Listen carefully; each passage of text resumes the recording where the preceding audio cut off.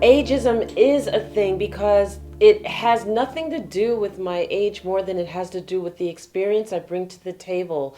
And when I am mentoring or coaching or working with someone, and I am able to draw not just from the experiences, but give them pointed examples in life as to if they were to continue down this path, consider this, and then look at that outcome.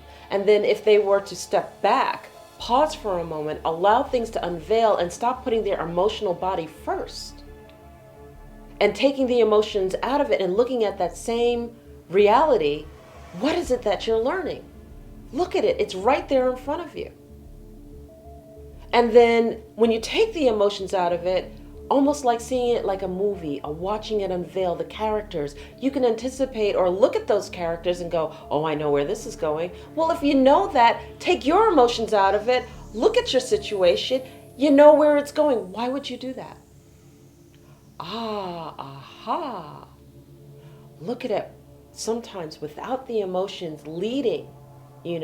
And I say emotions, I mean like that pride that says, I have to have the control, or I have to have, the power, or the victim. It always happens to me. I can never get out of this. What do I do? How do I change this?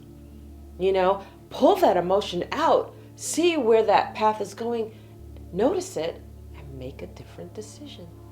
So I had to learn about what it meant to be an elder. When I looked at Grandmother Isabel and I looked at Grandmother Shirley, when I looked at all of these women, the one thing that they had in common and proud about was their gray hair. Like, honey, you're a baby until you have your gray hair. Or we can't even take you seriously until your gray hair is front and center and showing. And it just made me smile and grow because the gray hair represented the maturity that you had now lived enough of life to be able to share your experiences with someone younger and guide them. One of my grandmothers is 82 years old, and she shared with me, you have women's empowerment, all of the components of it, you're just not organized, honey. Let me help you. Let me help organize you. And Grandmother Shirley, God bless her, and she's raring to go to this day, helped me to organize my thoughts and my practices and my exercises and everything I wanted for women's empowerment in a methodology that I would have never, ever thought to have done. She made it akin to alchemy, which is a natural stage. And then what she did is she helped me to understand how to organize my thoughts and organize what it is I had by saying, take something that you know really well. Well, I knew fiber arts. Well, bring me through the alchemy of fiber arts. And now, hands down, that was easy. First, you have a sheep. The sheep is shorn. I take the sheep's shorn wool and it's skirted. And then after it's skirted, then I decide that I'm going to comb it so that the fibers are uniformed. And after I comb it, I have a decision. I can keep it that way, or I can color and give it color. And then I can dye it. I can dye it in a chemical way, or I can dye it in a natural way with food.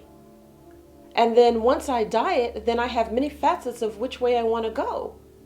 Do I want it to be artwork? Do I want it to be something that I wear?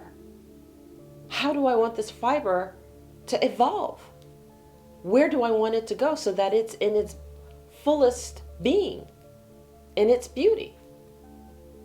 And I was able to lay that out inside of a week, against the processes. She says, oh, you did that well, and we reviewed it, and we went over everything, and she says, okay, now do it with human behavior. Light bulb on. I got it! Because everything I needed to understand was already there. I knew how I wanted to work with women. I knew how I wanted to work with people. I knew how I wanted to empower them. I knew I had this component and that component, but it wasn't organized. And then the alchemy of it just allowed me to give it a uniformness, a step-by-step process that we have to go through. We have everything all in one. We know we want to.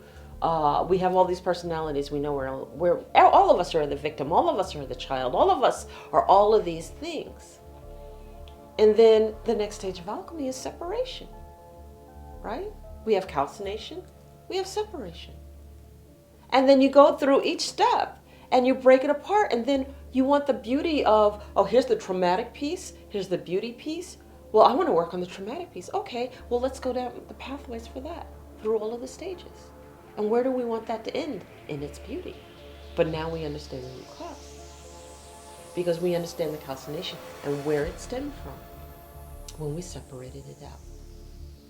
It allows you to focus in on that aspect. Understand exactly where that aspect started. When did you start feeling like a victim? When this trauma happened.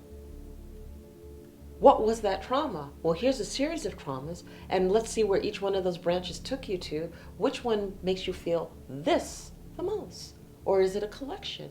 And if it's a collection, we'll work on all three. And if it's one, let's get there.